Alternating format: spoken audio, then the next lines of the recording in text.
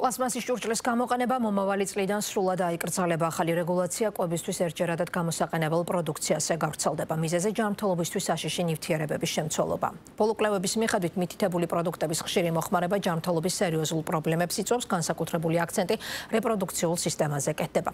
პლასმასის ჭურჭლის იმპორტი მომავალი წლის იანვრიდან დაშვებული აღარ იქნება, 2026 წლის აპრილიდან კი რეალიზატორებს მათი გაყიდვის უფლებაც აღარ ექნებათ.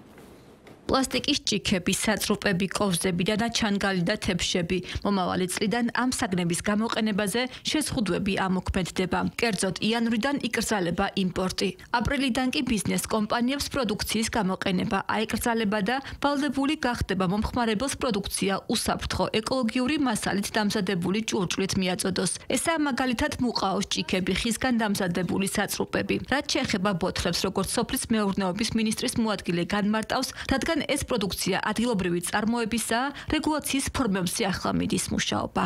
ბაზარზე განთავსებული, რომელიც არის, ან საწყობებში თუ აქვს დასაწყობებული, მათ მიეცემათ ვადა, რომ ეს ამოყიდონ 1 აპრილამდე. კონტეინერების იმპორტი და ასე ვთქვათ, ბაზარზე მიწოდება არ იგრძალება, მაგრამ კონტეინერის მის გამოყენების რეგულაცია ზუსტდება.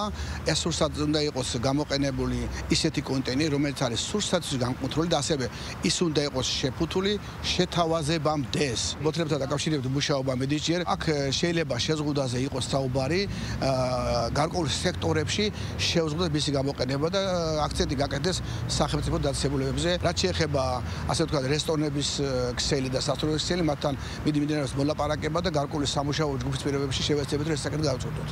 ერთჯერადი გამოყენების პლასტიკის პროდუქტების მოხმარება საქართველოში საკმაოდ მაღალია. კავკასიის რეგიონული გარემოს დაცვითი ცენტრის ხელმძღვანელის განცხადებით, წლიურად ერთჯერადი პლასტიკის დაახლოებით 600 მილიონი ერთეული მოიხმარება, რაც 4-დან 6 ტონამდეა. ცენტრის ხელმძღვანელის განცხადებით, პლასტიკის საგნების ხშირი მოხმარება ჯანმრთელობისთვის სერიოზული საფრთხეა. სპეციალისტების ინფორმაციით, ეს პროდუქცია იწვევს ისეთ დაავადებებს, როგორიც არის მაგალითად ასთმა, დიაბეტი და გულსისძარღვთა სისტემის პრობლემები. მიკროპლასტიკი ილექება ყველა ორგანოში, საკმაოდ რისკის შემცველი არის მიკროპლასტიკი და იწვევს გულსისძარღვთა დაავადებებს, ზრდის სიმსივნის რისკებს, ასევე რეპროდუქციულ უნარზე ძალიან ცუდად მოქმედებს და იწვევს ასევე ენდოკრინოლოგიურ დაავადებებს.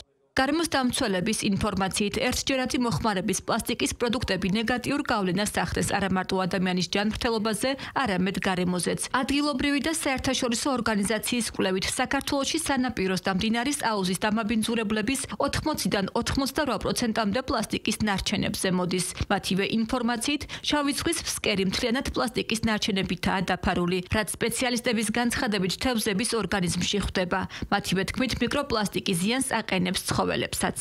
ოჯახს რომელსაც ყავს ერთი მარჩენალი ძროხა, მან შეიძლება ძროხა შემთხვევით მიირთვას და შემდეგ იღუპება. ის გზა, რომელიც ეხლა უჭირავს ძირითად ქვეყნებს, ქვეყნებს, რომ ზერო პლასტიკი იყოს შემოტანილი და ჩვენ ამოვიღოთ პლასტიკის საერთოდ მოხმარებიდან, არის ერთ-ერთი სწორი ნაბიჯი. მსოფლიოს არაერთ ქვეყანაში პლასტიკის პროდუქტზე შეზღუდვები წლები ამოქმედებს. საქართველოში კი მიზნად აქვთ, რომ 2030 წლისთვის პლასტიკის ნარჩენებით დაბინძურება დასრულდეს.